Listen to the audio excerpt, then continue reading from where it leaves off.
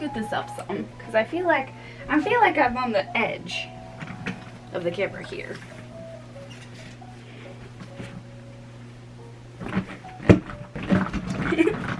Okie dokie.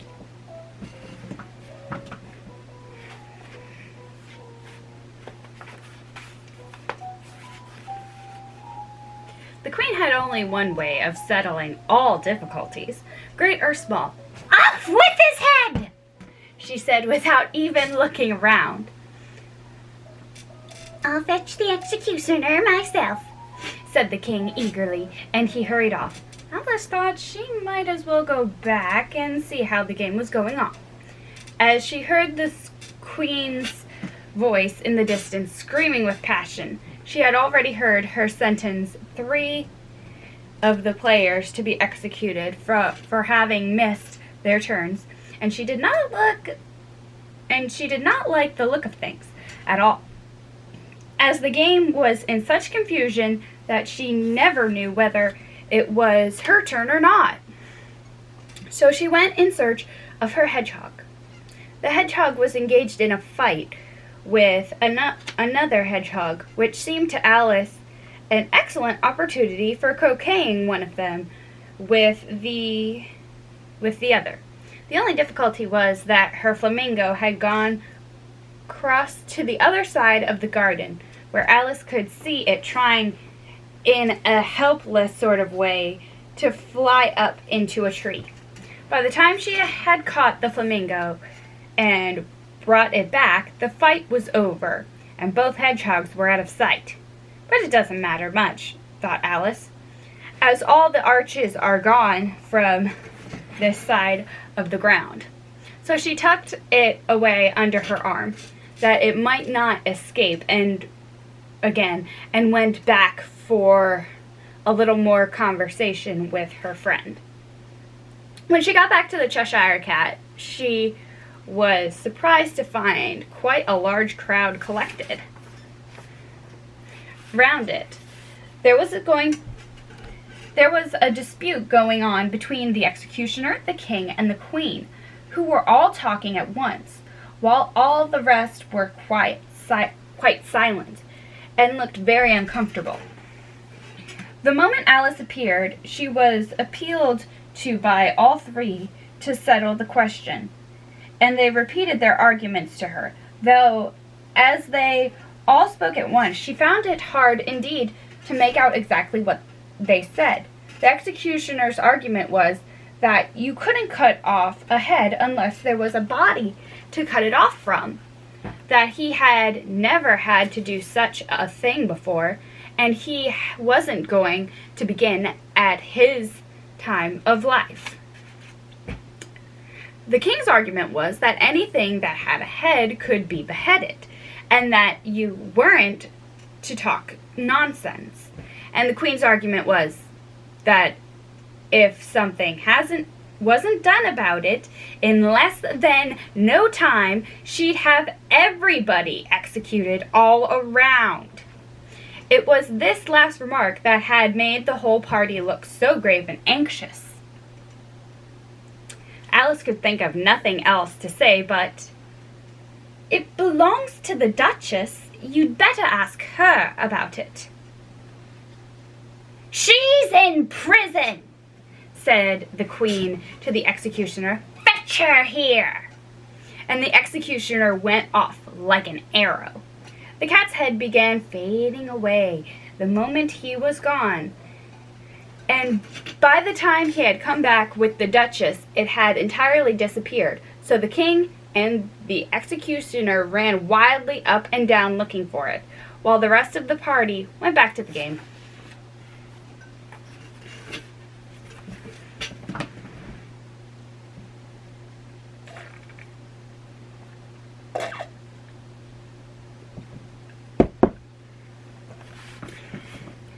The Mock Turtle's Story. "You can't think how glad I am to see you again, you dear old thing," said the Duchess, as she tucked her arm affectionately into Alice's, and they walked off together. Alice was very glad to find her in such a pleasant temper, and thought to herself that perhaps it was only the pepper that had made her so savage when they met in the kitchen.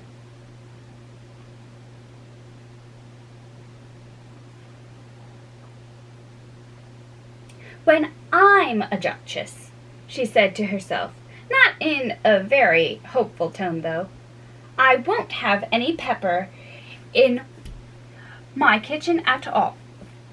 Soup does very well without. Maybe it's always pepper that makes people hot-tempered." She went on, very much pleased at having found out a new kind of rule, and vinegar that makes them sour, and chamomile that makes them bitter, and barley sugar, and such things that make children sweet-tempered. I only wish people knew that. Then they wouldn't be so stingy about it, you know." She had quite forgotten the Duchess by this time, and was a little startled to hear when she heard her very close to her ear. "You're thinking about something, my dear, and that makes you forget to talk. I can't tell you just now what the moral of that is, but I shall remember it in a bit." "Perhaps it hasn't one," Alice ventured to remark. "Tut, tut, child," said the Duchess. Everything's got a moral, if only you can find it."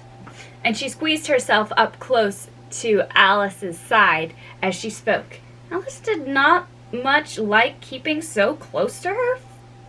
First, because the Duchess was very ugly, and secondly, because she was exactly the right height to rest her chin upon Alice's shoulder, and it was an uncomfortably sharp chin. However, she did not like to be rude, so she bore it as well as she could. "The game's going on rather better now," she said, by way of keeping up the conversation a little. "'Tis so," said the Duchess, "and the moral of that is, oh, 'tis love that makes the world go round." "Somebody said," Alice whispered, "that it's done by everybody minding their own business." "Ah, well, it means much the same thing," said the Duchess, digging her sharp chin into Alice's shoulder as she added, "and the moral of that is, take care of the sense, and the sounds will take care of themselves." "How fond she is of finding morals in things," Alice thought to herself. "I dare say you're wondering why I don't put my arm around your waist," the Duchess said after a pause. "The reason is that I'm doubtful about the temper of your flamingo. Shall I try the experiment?" "He might bite," Alice cautiously replied, but feeling at all anxious to have the experiment tried. "Very true," said the Duchess. "Flamingos and mustard both bite. And the moral of that is, birds of a feather flock together." "Only mustard isn't a bird," Alice remarked.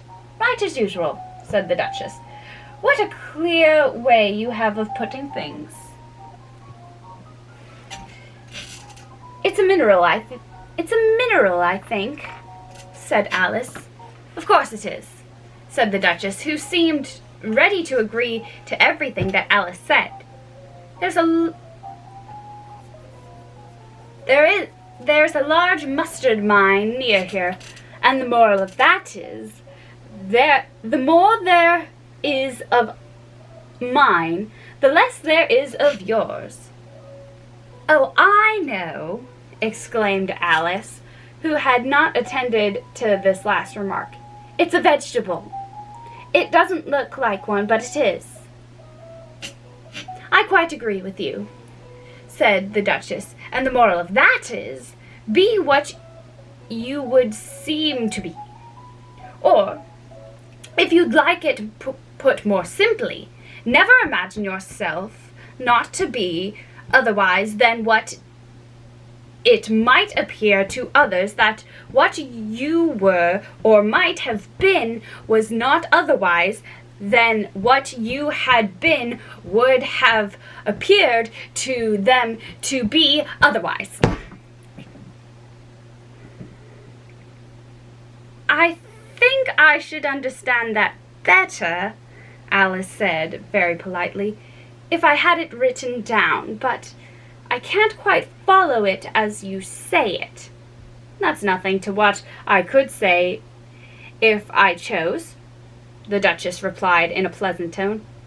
Pray don't trouble yourself to say it any longer than that, said Alice. Oh, don't talk about trouble, said the Duchess. I make you a present of everything I've said as yet. A cheap sort of present, thought Alice. I'm glad they don't give birthday presents like that. But she did not venture to say that out loud. Thinking again, said the Duchess asked with another dig of her sharp little chin.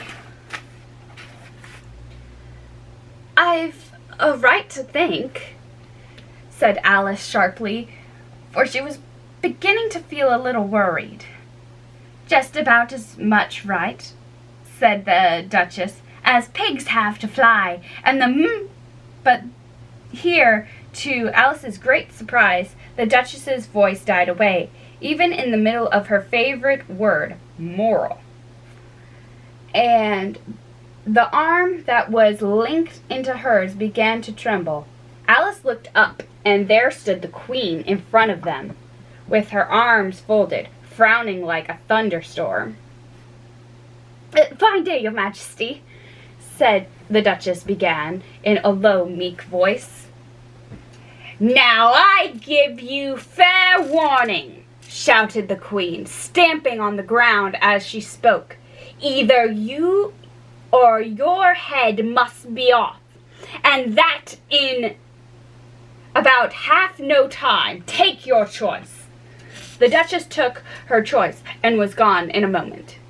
Let's go on with the game, then, the Queen said to Alice. And Alice was much too frightened to say a word, but slowly followed her back to the croquet ground. The other guests had taken advantage of the Queen's abstinence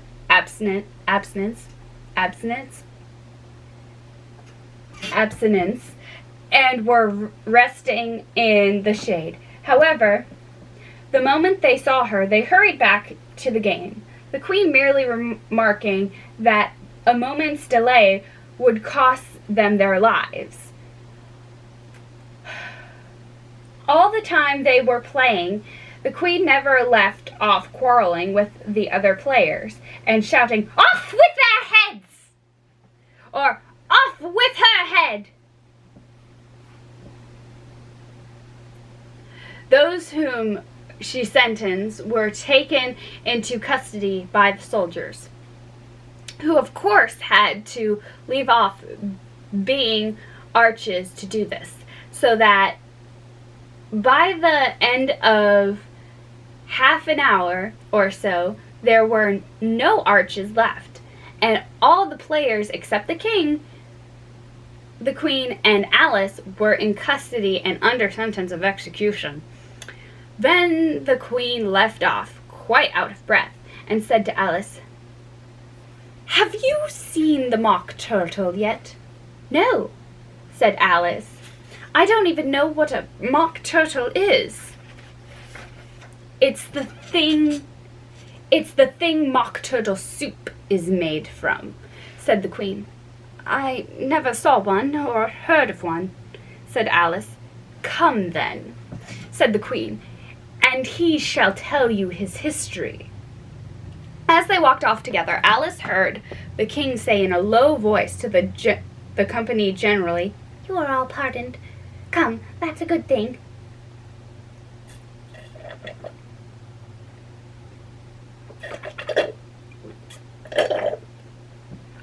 "Come, that's a good thing," she said to herself, for she had felt quite unhappy at the number of executions the queen had ordered. They very soon came upon a griffin, lying fast asleep in the sun.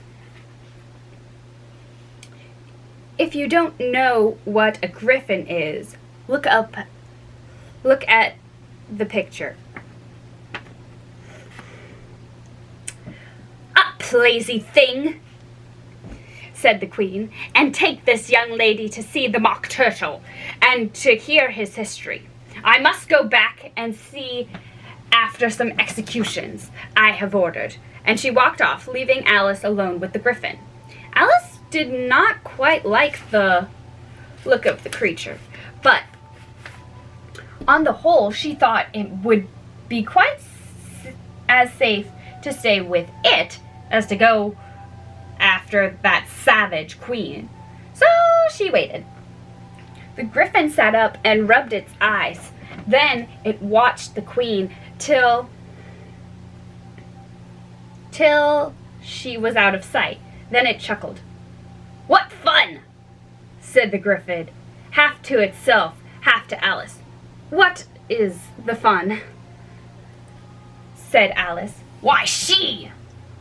said the griffin. "It's all her fancy that they never executes nobody, you know. Come on."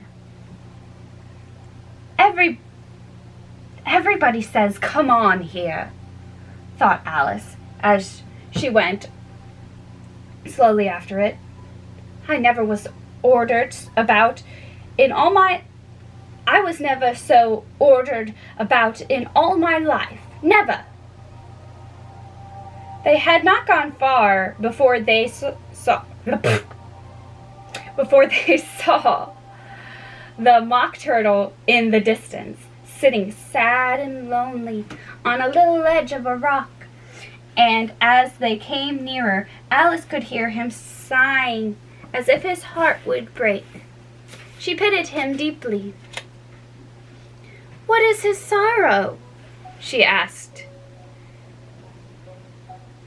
the griffin, and the griffin answered very nearly in the same words as before.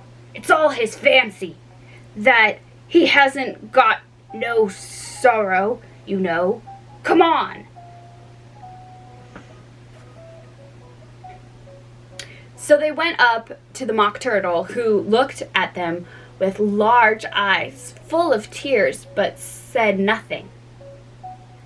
"This here young lady," said the griffin, "she wants for to know your history, she do." "I'll tell her," said the mock turtle in a deep, hollow tone. "Sit down, both of you, and don't speak a word till I've finished." So they sat down, and nobody spoke for some minutes. Alice thought to herself, "I don't see how he can ever finish if he doesn't begin." But she waited patiently.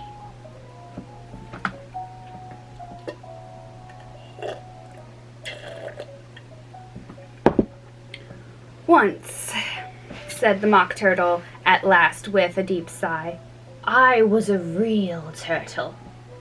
These words were followed by a very long silence, broken only by an occasional exclamation of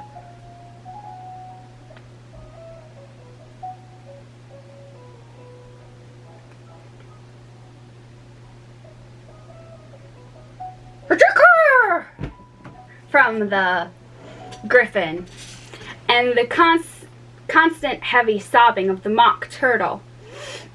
Alice was very nearly getting up and saying, "Thank you, sir, for your interesting story." But she could not help thinking there must be more to come, so she sat still and said nothing. "When we were little," the mock turtle went on at last, more calmly, though still sobbing a little now and then, "we went to school in the sea. The master was an old turtle. We used to call him Tortoise. Why did you call him Tortoise if he wasn't one? Alice asked. We called him Tortoise because he taught us. And the Mock Turtle said the Mock Turtle angrily, Really, you are very dull. You ought to be ashamed of yourself for asking such a simple question, asked the Gryphon. And then they both sat silent and looked at poor Alice, who felt ready to sink into the earth. At last the Gryphon said to the Mock Turtle, Drive on, old fellow. Don't be all day about it. And he went on in these words. Yes, we went to school in the sea, though you mayn't believe it. I never said I didn't, Alice interrupted. You did, said the Mock Turtle. Hold your tongue, added the Gryphon. Before Alice could speak again, the Mock Turtle went on. We had the best of educations. In fact, we went to school every day. I've been to a day school too, said Alice. You needn't be so proud as all that. With extras? Asked the Mock Turtle a little anxiously. Yes, said Alice. We learned French and music. And washing? Said the Mock Turtle. Certainly not, said Alice indignantly. Ah, then yours wasn't a really good school, said the Mock Turtle in a tone of great relief. Now at Oz they had at the end of the bill, French, music, and washing extra. You couldn't have wanted it much, said Alice, living at the bottom of the sea. I couldn't afford to learn it, said the Mock Turtle with a sigh. I only took the regular course. What was that? Inquired Alice. Excuse me. Reeling and writhing, of course, to begin with.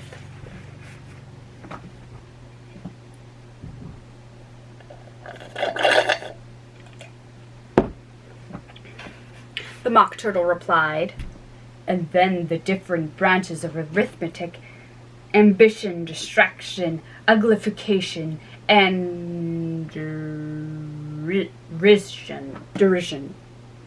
I never heard of uglification, Alice ventured to say.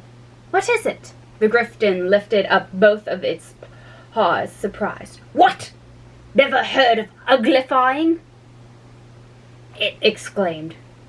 You know what to beautify is, I suppose? Yes, said Alice doubtfully.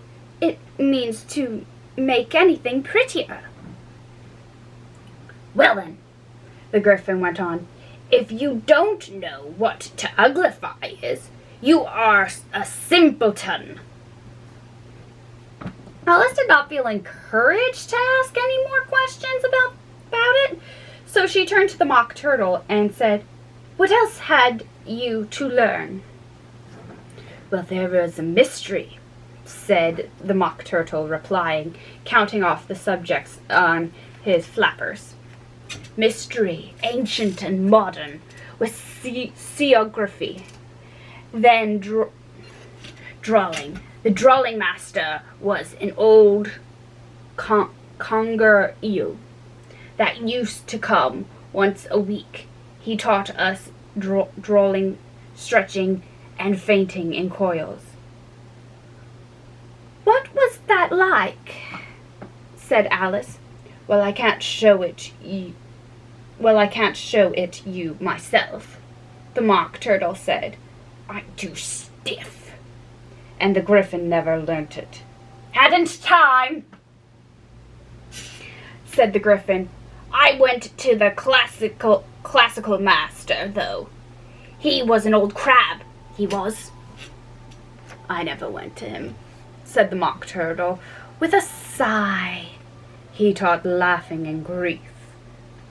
They used to say. So he did,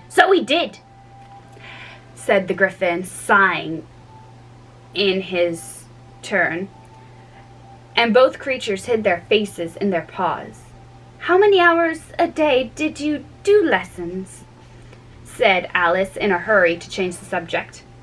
10 hours the first day, said the Mock Turtle. 9 the next, and so on. What a curious plan, explained Alice. That's the reason they're called lessons, the Gryphon remarked, because they lesson from day to day. This was quite a new idea to Alice, and she thought it over a little before she made her next remark. Then the 11th day must have been a holiday. Of course it was, said the Mock Turtle. And how did you manage on the 12th? Alice went on eagerly. That's enough about lessons, said the Gryphon interrupted in a very decided tone. Tell her something about the games now.